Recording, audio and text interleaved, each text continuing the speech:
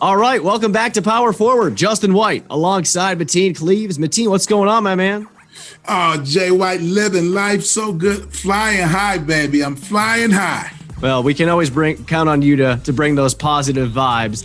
And, Mateen, you know that on the show here, we love to talk to people about entrepreneurship, what it's like being a small business owner, being a business owner, period. People who, start a company, they build it from the ground up, and then they develop it over time. And also, yes, this is a podcast. So we are very interested in the podcast world. Podcasting has become so huge these days. I'm not sure I know anybody who doesn't listen to podcasts. I think even my parents, I think, listen to them at this point. But we are very pleased to be joined by somebody who checks multiple boxes on the things that I just talked about. Robert Tuchman. He is the co-founder currently of a company called Amaze Media Labs, which he's gonna tell us about. He is also the host of a podcast called How Success Happens. It's from Entrepreneur Magazine. And Mateen, to say that Robert has interviewed some heavy hitters on this podcast would be an understatement. I mean, I like to think that you and I have had some pretty high profile guests, but when I tell you who Robert's interviewed, you're going to be pretty impressed. So Robert, thanks so much for joining us. Yeah, thanks for having me. You guys have a problem when your guest is less known than the two hosts here. So good luck to you today. Well, at least Cleaves. I mean, everybody knows him. I mean, that's for sure. But let's start, Robert, just with a little bit more about you, because I mentioned your current company, Amaze Media Labs. This is not your first company. You have founded a couple of companies previously. So just give our listeners a bit of background on who you are. Yeah, I'll give you the quick background on myself. Graduated college a long time ago, back in the early 90s. And funny enough, it was a really tough job market at the time. Got a job working at a place called Lehman Brothers, which many people might remember, but now is long gone. And I really was there 6 months, and I really didn't like. It wasn't my thing, man. I wish finance was my thing now, looking back. But unfortunately, I like sports, and I wanted to work in sports marketing and sports events. And I ended up leaving Lehman Brothers. And what's really funny, what I recall about that was so many people telling me, man, you're giving up the safe bet, and then you see what happened to Lehman. And that taught me a great life lesson that you just got to go after your passion. And I did. I ended up starting a company called TSE Sports and Entertainment, and it was interesting. I started by myself. I actually rented an office. Funny enough, Mateen might know the guy Alex English. He played for the Denver Nuggets for years. Oh, yeah. Alex is a great guy, one of my first mentors post-business world. He actually had a business at the time with Charlie Ward and Alan Houston's, Charlie's wife, Tanja, and Alan's wife, Tammy. And I just remember they gave me my first office, and Alex would always make fun of me because I was starting this sports marketing company, had no connections, didn't know anything aside from I'm in an office with Alex, but I would be just cold calling all day, and what the business was we would sell packages to go to events. So if you wanted to go to the Super Bowl or the Final Four or the Masters golf tournament, we would create these incredible experiences. And at the time, funny enough, it was kind of secondary. Nowadays, I mean, that some of the biggest sponsorship deals include the inclusions in them are major hospitality. And in any case, I built up the business and ended up selling it in 2006 to a private equity firm, went to work for them for a bunch of years, really kind of learned private equity and they just ingrained in my head EBITDA, understanding that, and ended up, the business today is part of WME. It was sold to another company, then NFL On Location. I ended up starting with my partner, Brett Sklar. I actually started our first business with him too. We started another business called Goviva, which was very similar to TSE Sports Entertainment, except we started to do more culinary events, fashion events, not just sports. At that time, it was when like a lot of these cooking shows were becoming popular. And we really reinvented the business. And we ended up selling it a few years later to Creative Artists Agency. I went to work for Creative Artists Agency for 5 years. And then what happened while I was there, I started hosting this podcast. I always wanted to be a sports broadcaster like you guys. My problem was coming out.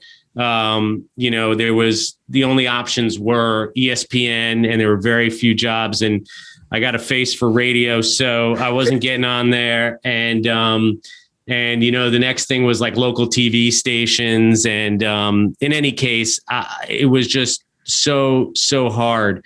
Now I forgot, what was I just saying? What was I talking about? You were talking about Goviva and how you guys expanded into entertainment and culinary and fashion. I'm just testing you to make sure you guys are listening. You got a reporter here, Robert. I'm listening. You got my full attention. All right, good. All right. So you guys are with me. So in any case, we expanded, we ended up selling the business to Creative Artists Agency, worked there 5 years. And as I was just saying, started hosting this podcast, for Entrepreneur Magazine. And, I always wanted to be that sports reporter, but I loved the podcast format. It was just amazing that I could talk to all these people and get guests. And we really have had some incredible guests. I feel like, I'm almost at 100 episodes. So it's been about 2 years. We've had everyone on there from A-Rod to Al Roker to Neil deGrasse Tyson to Josh Harris, owner of the Sixers, Arthur Blank, owner of the Falcons, Ali Webb, Dry Bar, the founder of Warby Parker. I mean, for me, it's been this incredible education. I never went to business school, but this was this incredible education. And just to get you current, I really fell in love with podcasting. It made me happy every day, just being able to do this. And then when the pandemic came too, being able to continue to record with a virtual studio, I was super excited. But I also saw that podcasting was taking off, was becoming an incredibly, big business. And, you'd read about these acquisitions. And I had this idea, and I approached my old partner and a guy who used to work for us years ago. And I was like, I had these 4 ideas. One was, let's create podcasts for brands. So kind of what you guys are doing now, these podcasts really, and some of our clients like Ford Motor Company, I had to mention them for Detroit. They're one of our clients. Also HP and these businesses are looking to become thought leaders. I mean, a lot of them they're looking to showcase that now and create their own content. Every company now is its own content company. You guys are obviously ahead of the game with doing that, but you'd be surprised. A lot of businesses they're just getting started, just figuring it out. So the first part of the business, we launched it last summer. We really didn't get going till January. We probably have 30 plus brand clients now that we're creating podcasts for. That's either in production or some way along the line. The second part of the business, I ran into just cold calling and talking to people. I ran into these guys that had something called the Hockey Podcast Network. They were young guys based out of Vancouver Island, Canada. I was super impressed with these 2 guys and how they built this network. More importantly, how all the shows they represented in this Hockey Podcast Network, there were like 30 of them. They just had this great rapport with each other, and they loved these 2 guys. And I really saw something special. We acquired the Hockey Podcast Network. We brought in DraftKings as a major sponsor. We built out in the last 6 months the Basketball Podcast Network, and we're launching the Pigskin Podcast Network this fall. We also have an Eat, Drink, and Dine podcast network. So that's our second pillar, these podcast networks. The third pillar is we actually, my whole background, as I was talking about, was live events experiences. I really believe live is going to become such an important part of podcasting. So, you guys are going to be doing your shows from conferences, summits, meetings. A lot of the shows that have these incredible niche audiences are going to start to tour, more often and be able to sell tickets. And, this podcasting's blown up in the last 2 years and we've all been sitting at home when we all thought it wasn't going to blow up. And the last part of our business, we've done a ton in the sports betting space. BetMGM is a big client. We have a show with them called Unleashed that is a great podcast.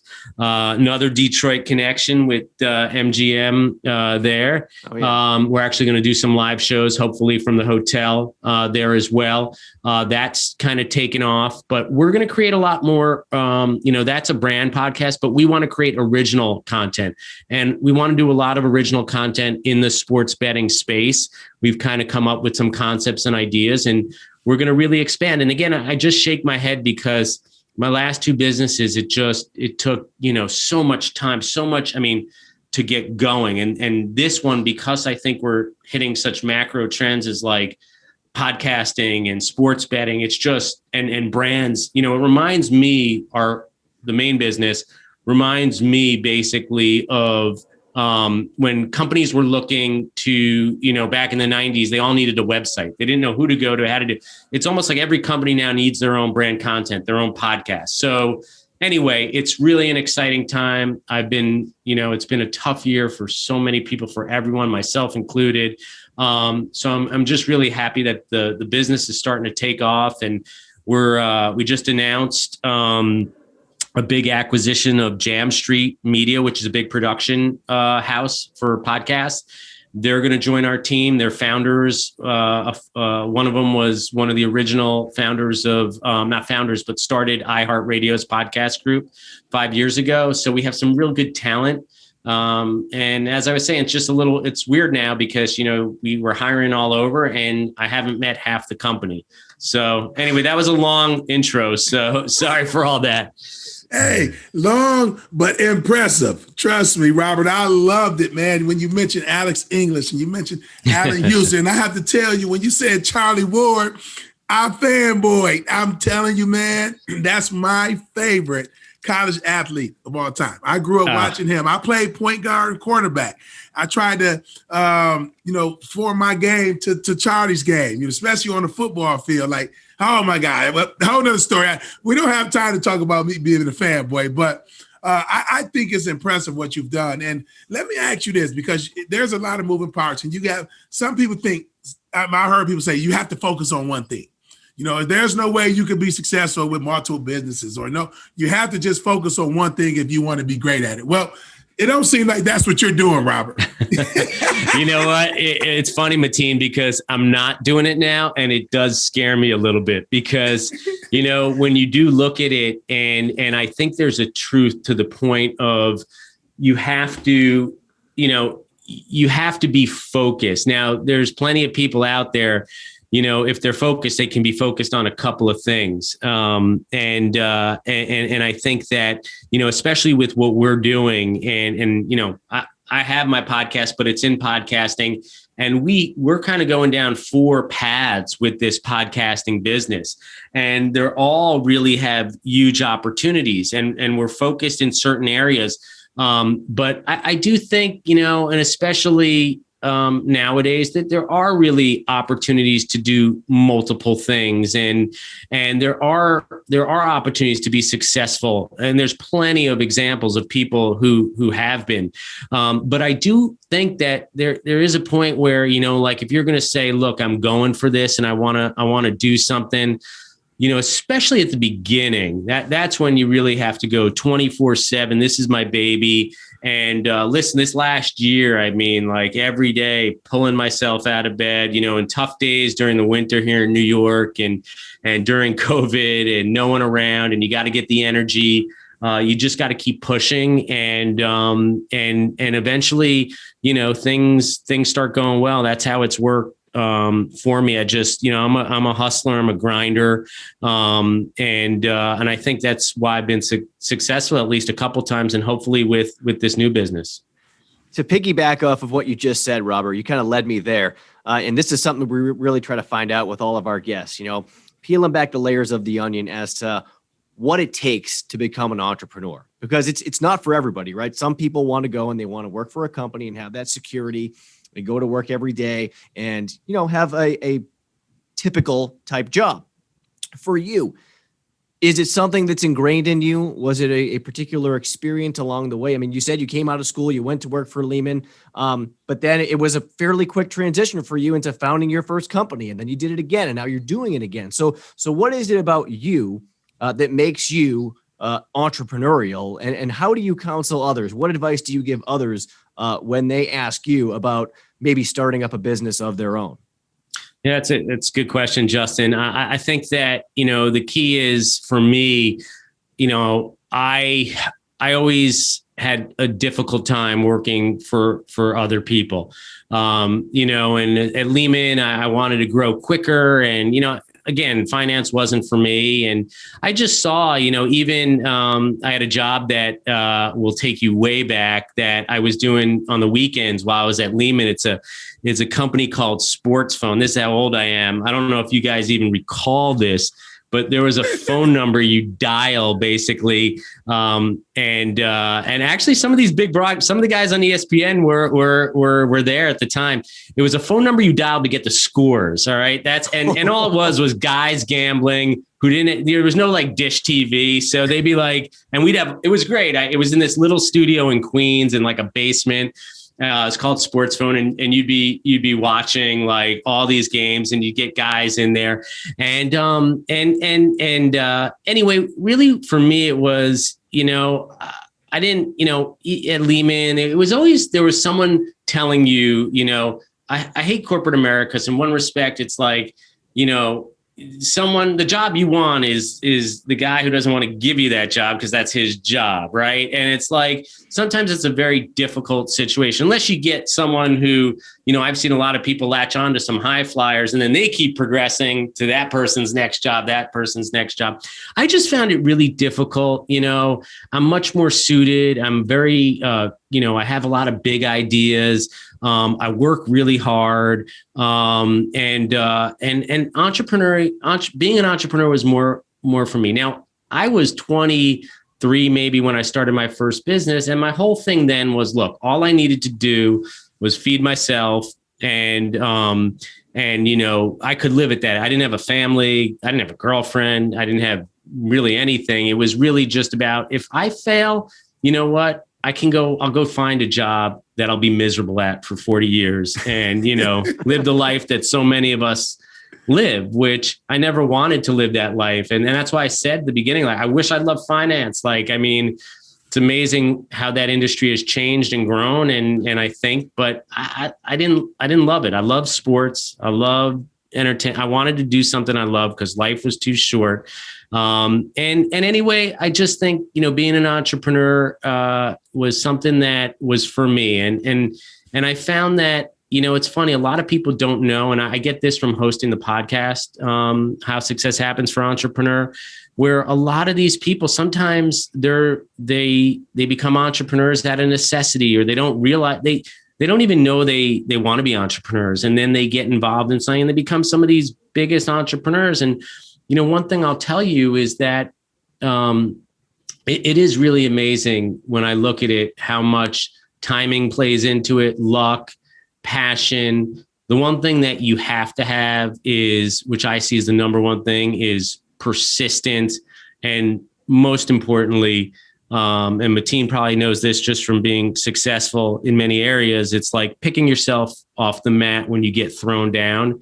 And every single one of the entrepreneurs I've interviewed on How Success Happens have had that characteristics. A lot of them got lucky with certain things and their business blew up, but they all got thrown down. And that's, for me, being an entrepreneur, you get thrown down all the time. And a lot of people, like you said, they don't want that. People are happy. I've got tons of friends who are happy working their, corporate job and like spending time with the family. And I mean, that's great. It just, don't get me wrong. I like spending time with the family if my kids ever pull this one up and listen to this podcast. But So anyway, it's funny because you mentioned like, kind of picking yourself up off the mat if you fell down, and it's that A word, adversity. And she's coming at some point, and in my opinion, it's how you deal with it. How do you respond to it? Because it's going to happen, especially when you're doing things to try to be great in this world. But you mentioned love, and then I want to ask a question about love, and because you have people that want to do different things, and some people that work jobs that they don't really like, they just work them just because. To me, it seems like you're having success and you're having fun while you're doing it because you love what you're doing. Yeah. I mean, look, it's hard, and especially, it's difficult sometimes to do something or work in something you love. And, there's people just trying to make ends meet. I've been fortunate enough to, I think, from taking that original leap where it worked out for me that first time and we were able to build a company. And you're right.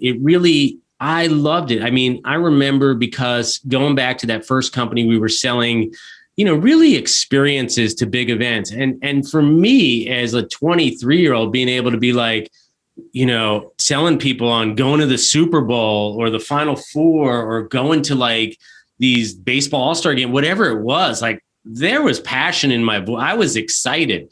And it got me out of bed, that got me out of bed every morning instead of selling, something I may not have had an affinity for, like light bulbs or whatever it might have been, so I really was lucky in that respect because like you said, the big A, adversity, I mean, I could tell you crazy stories in that first business where many people, not to toot my horn, but I'm just maybe crazy enough. You have to be a little crazy. Many people would have got out of the business, and especially back in those days, because we were dealing with businesses, the business was, we would send you to events and we had to get tickets from like ticket brokers on the street, and like tickets wouldn't like show. I mean, it was high stress, and we went through many, as I said, crazy stories. But I still stayed with it because I loved it. And there were many breaking points.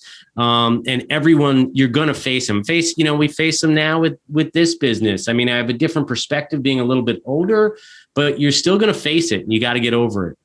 Gotcha. I want to go back to, you mentioned ideas, and you talked about the ideas you had for this current business and, the different elements that go into Amaze Media Labs.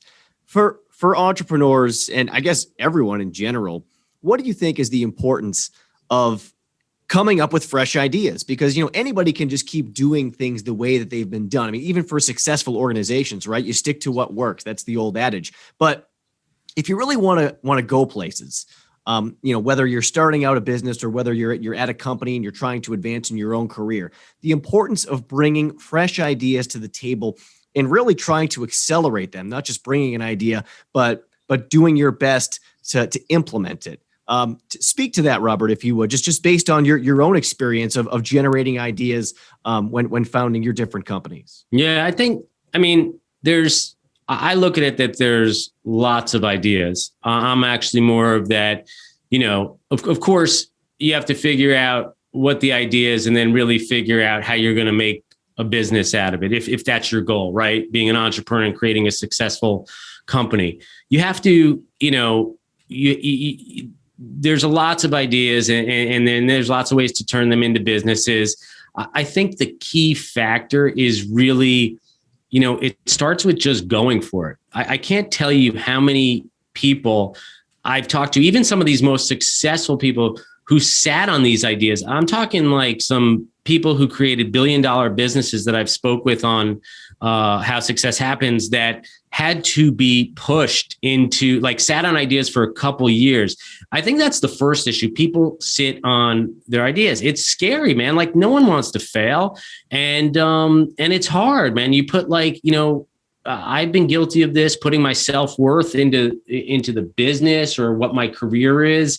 And when you fail, and you're bound to fail in some way, that's really scary. And I think the hardest thing that, I've seen is once you do have that idea, once you get it, just going through with it. And then, like we were just talking about, you'll face a lot of adversity. I mean, even with this business, we really launched in January. And it took a few months and I was kind of like, is this going to work? And then all of a sudden we just blew up, which has been great. Now we have different challenges with, making sure our production, that's why we acquired this company. But I'll tell you, really to look at it, it's, if you have if you can have an idea that's a mission, that's the best thing, because that'll get you. If you have a business like mine that you love, like sports, that's great, because it's going to get you out of bed. But the whole thing is you just, when the adversity strikes, you gotta keep going. And that's what I'd say I've learned from most people. It's just once you get over that fear, you start doing, and then you get over those humps, then you can really fly. Love it. When adversity hit, man, you got to push through it. And one thing we have to understand as a society is nobody cares. Nobody cares when adversity hit. That's our own little world. The world don't stop turning. People still keep it moving. So once we understand that helps. And you're saying some words, man, that gets my blood pumping. You talk about I like it. Adversity. Yeah, you certain words that just get my blood pumping. And you mentioned goals and failure. And one of my sayings is your will to win must be greater than your fear of losing. And I think there's a lot of people that don't set goals because they're more worried about if they don't reach their goal. You mentioned goals. So are you goal oriented? Is that something that you set up? Do you set goals for yourself? Yeah, I do. I definitely set goals for myself. And, it's really interesting what you said, because in my mind, in my head, I'm thinking like people care. Half my friends have no idea. I'm talking close friends. They don't even know what I'm doing now. No one really cares. If I was to fail, they don't even know, and I'm talking my closest friends I've grown up with, and it's really amazing how that can become such a big thing in your mind, and that could hold you back. Right. Yes. And talking about that, it really got me thinking where it is no one cares, no one. And whether you do great or awful, it's the same. Has their own stuff. They're thinking about their own successes, own failures. So I just wanted to comment on that, because it is funny how that could hold so many people back. And look, you gotta, like you said, you gotta have more of a desire than being scared to fail. But goals, I set goals. I looked at my goals. I set personal goals. I set business goals. This year was kind of weird with the whole COVID and setting goals. And I look back and, it's funny. I always am pushing myself. I kind of have these unrelenting standards in my head, which is not a great thing, when you keep, but I look back at my goals this year, and, I've gone over, at least on the business side, like 10X from this year. Wow. And like, for me, that's a dream, which, and I'm saying all this because I built businesses that took time. And look, I don't know where I'll be a year from now, right? If like things are still good, or 6 months from now, but at least for this year, for my goals, they're looking pretty good for what I set out at the beginning. And then I'll redo them next year. Nice. So you are a content guy, and you talked about this earlier, that, nowadays every company essentially is its own content company. And that brings me to another buzzword, which is brand. Everybody is concerned about their brand, because your brand, to a certain extent, affects your bottom line. So I want to ask you about that. When you are working with some of your clients, working with other companies, or even thinking about your own brand, what are the most important things to consider when you're building a brand, a successful brand, Robert? Well, I think today, and especially within just the last couple of years, which is so great, is that you have to be authentic now, right? You can't, it used to be you throw a commercial on TV and then people got scared because you were on social media and someone could write something. And now it's like, people aren't going to buy from you unless they, no matter who you are, unless they really, they really like your brand and they believe in your brand. And that's why, like a lot of my clients that we work with at Amaze Media Labs on their podcast, it's funny because a lot of the shows will deal with some of the things that these companies and brands are doing outside of their business, social impact and things they're doing today with, diversity and inclusion. And years past, they wouldn't talk about it, like they would just do it in certain cases. And if you don't talk about it, then people aren't, they want to hear you're doing that stuff, or they're not going to do business with you. And I would say just from a brand perspective, and like you said, I mean, as I said, you guys are ahead of the game having a podcast. And I think the most important thing is that there's finally a way that's cost effective podcasting where brands can build their own content. And not only can they build content from creating, let's say, a series that might focus on their thought leadership or might focus on their topic, they can also then use the content from that podcast, the audio clips, if they do video clips across their social media channels. I mean, there's so much, and there's no other place for a brand where there's no other medium or where someone's choosing to spend 30 minutes with your brand, So when someone tunes into this podcast, they're choosing to spend 30 minutes with United Wholesale Mortgage. And what you guys are doing with the podcast, it's not a commercial. It's not about, this is who we are. This is what we do. I am sure United Wholesale Mortgage is incredible at what they do. The fact that they're doing these types of podcasts where they're talking about inspiration and innovation, that's what's most important. And I found that's what works best with content. Nice. And yeah, that's good stuff. And you talked about, and one thing you've done is you've built companies. I mean, you started companies, you got them to where they need to be, and you sold them. And then you do it again, and then you do it again. So, and you got me thinking that at some point you have to have a good team. As far as building companies and making them successful, you got to have a good team. Can you talk about the importance of having the right team around you when you're doing what you're doing? Well, you know that better than anyone. I mean, if I'm very good at certain things, and I'm also really bad at certain things, and I've always had a partner who was very good at seeing process operations. I saw a lot of the big ideas. I was good at getting out there. We've worked really well together. That's the start of the team. And then we have, now it's interesting because over the years I've met, people I've really worked well with who I just thought were exceptional. I brought two of them back who now they're working with us again because the team, and I've learned this, more and more as I've gotten older, just how much more important the team is than myself. I think you get like a lot of, humble pie.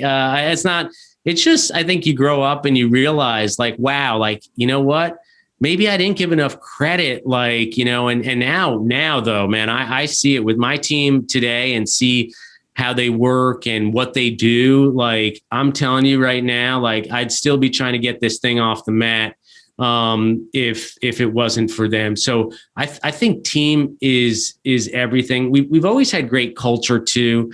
That's another thing that's really interesting now with Zoom and like how you build culture. Because as I said, some of our company, I haven't met half our company. We got people in Vancouver Island, Canada, Winnipeg. I've got people in LA, Miami.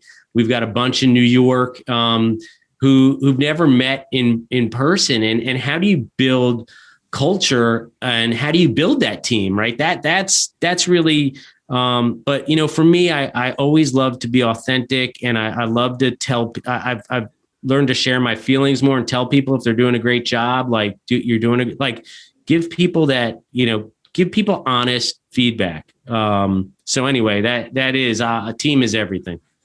You just mentioned the word authentic. You've talked about it a couple of times, and in listening to some of your podcast, How Success Happens, my personal opinion is that your authenticity as a host is what ingratiates you to your guests, or vice versa. And you mentioned some of the names, Robert. These are big fish in the world of business and sports. I mean, Neil deGrasse Tyson, A-Rod. I mean, Jillian Michaels, the founders of companies such as StubHub and Kayak and Zelle. I mean, these are big players that you're talking to. So I got to ask you, when you're doing the interviews with these people, do you ever pinch yourself? I mean, do you ever think about, wow, I'm having a conversation with Arthur Blank, or I'm having a conversation with A-Rod, and this is what I do for a living now.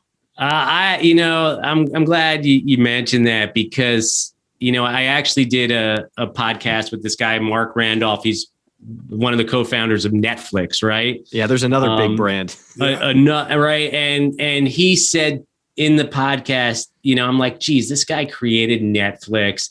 And in the podcast, he's like, I love my day now. What I really love is I love mentoring these kids. I guess he mentors kids. And I love doing this I love doing this like conversation podcast, because he had just launched a podcast. And I was like, damn, if this dude who started Netflix, if this is what's bringing him happiness at this stage, then, and it brings me so much happiness, and like, what else is there? So I really learned from that conversation. Like, as I said, I'm always striving just to sit back and to say, like, and when you bring that up, to pinch myself to say, like, this is really cool.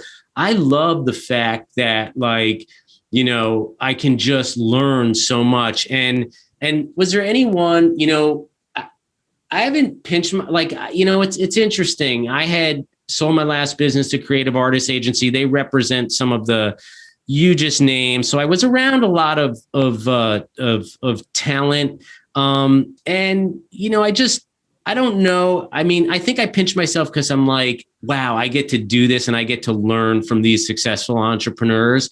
I get to learn from Arthur Blank, who started Home Depot only because he got fired from a home goods business he was an accountant for, right? How great is that? Like, if the guy never got fired, he said he'd still be, like working as an accountant for it. And then you learn these lessons, and that for me has just been where I pinch myself. And like some of the people that we have on, I've been super, super excited. I'd love to get, Robert Kraft on the show. I'm a huge Jets fan. I respect him. He's tortured me for 20 years. Well, Tom Brady's tortured me for 20 years. But I would love to get, I'd love to get him. I'd love to get some other folks that I've really, have gotten a chance to, hear over the years. But I truly am grateful and truly blessed to be able to do that podcast. Man, I'm a Patriots fan. I'm from Boston. I know you went to BU, so that's the only Boston team I root for. BU. Yeah, there you go. But no, like your Tom Brady for me was Derek Jeter for years. Yeah. So there's the comparison. But no, it's just listening to you talk about it. I mean, and you've said this, to build businesses around what you're passionate about. I mean, there has got to be. I'm not a psychologist, but there has got to be a corollary between how you perform at your job when you genuinely enjoy what you're doing. And Mateen talked about it earlier. He talked about love. For a second, I thought he was going to start asking you for relationship advice, which would be the first on the show. But yeah, I'm the last guy you want to go for there. But just that whole concept, and there's not a lot of people that are fortunate to do it, to do what they love, but it gets you excited. I mean, Mateen, you talked about it earlier, just listening to Robert mention a few things gets your blood pumping. It's like, there's got to be a corollary there. And for you, it's pretty cool that you've gotten to incorporate your passions into your business. And it's been cool for us just to kind of hear all about it. For people out there, by the way, check out How Success Happens. Great podcast. You've already heard some of the guests that have joined Robert. We appreciate you joining us and with the new company, with Amaze Media Labs and all the plans that you've got coming in the future, with tours and whatnot, and some of these macro trends like sports betting. I mean, it seems like you're ahead of the curve, Robert. So kudos to you for that.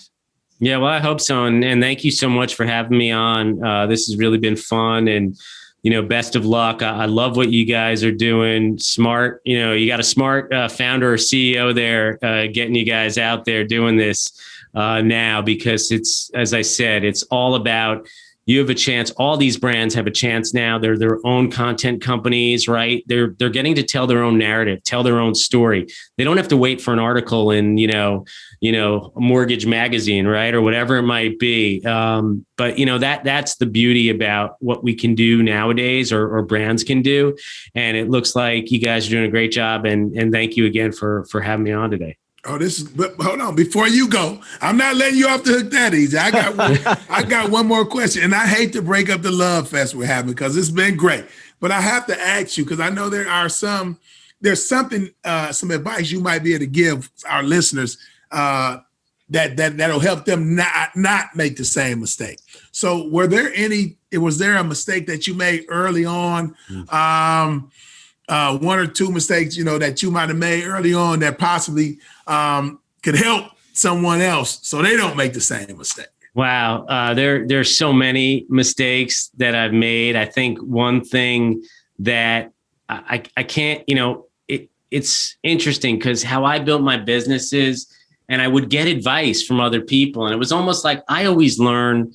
I wish I learned from some smart person that I'm like, I know this dude's smart, like listen to him. Right. But I've always learned from failing and then learning and not making that same mistake. So I just talk about so many steps along the way, from how I interacted with employees, listening more, just things that I think I can't tell you how many times I still fail, even with this new business, right? We're learning. Podcasting's so new and we're going to fail. And the one thing I will say that I think that I've learned along the way is, especially when you're in a business that you, and most businesses do, where you have clients, you always two things. You always have to take care of your client. So even if they're at fault or whatever it might be, you've got to talk to them. You've got to interact with them. You've got to listen. Sometimes they just want you to listen. And I would say the most important thing is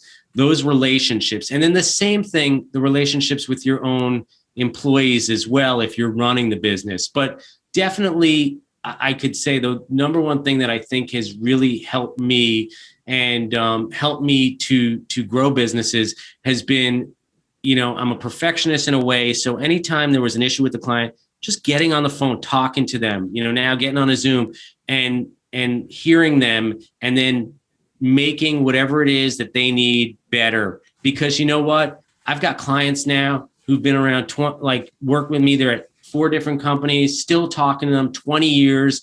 And I've been in situations where, maybe our vendor didn't come through and I had to come through and I had to lose money on deals, or I had to, give them, whatever it was, even though they may have, not gotten the right thing. I always made it right. And I would just say, make it right. And, you don't want clients who take advantage. You never need that. But always just listening, making it right has really helped me, because at the end of the day, none of these guys go away. They all pop up. Someone you talk to, I dealt with him. I just called a guy I dealt with 15 years ago. I saw I was going to be at a conference I'm going to be at next week. And, I was just glad I've mostly left good relationships with everyone. I really hope that I have. That's a great piece of advice. And Mateen, I'm glad that you snuck in that last question. That's Mateen for you, Robert. He was always the guy to challenge Coach Izzo at Michigan State. One of the few players who actually had the ability to do so. So he got it done, man. That's all. Right? When you get it done, you can do whatever you want. But there's a reason he got it done, because it's about team, and and it's about. And when you bring, I'm always shocked just with, there's certain ways to motivate your team, and that's a whole other conversation. I've always been one that just positive reinforcement, encouragement, especially I've had younger teams, and letting the younger employees, even if they weren't directly responsible, but they played a role, giving them all the credit. You know what? I don't need to give them the confidence. And that I've seen so many people over the years now who started when they're 20, now they're 40, whatever. That's been one of the most rewarding things too. Nice. It's okay to fail, but if you fail forward, baby. Keep it moving. Everyone's, you know what? If it's what you said earlier, man, it's like, if you can just be okay with failing, it's such a hard thing as a human, especially when you think people really care. Like they see like, you know, oh, Robert Tuchman, like didn't get this business. Like no one is even going to blink. Right. But in my head, if you can get that out and you can go, that's why I like in the NFL, like the cornerbacks, I love cornerbacks because it's like these guys, if I had like a quarter of that confidence where like you can get burnt. You get burnt and like the next thing you're talking to like the guy and like to have that confidence is right. I mean, I wish I like, that's what I strive for because that's what you do need to be successful. You know, It's like everyone's going to shoot you down and that way. And you got to pick yourself up. And fortunately I've been able to do it. It's hard sometimes, but you got to just keep picking yourself up. That's right. Great stuff, Robert. Robert Tuchman, the co-founder of Amaze Media Labs and the host of How Success Happens. Thanks so much for joining us. Thanks for having me.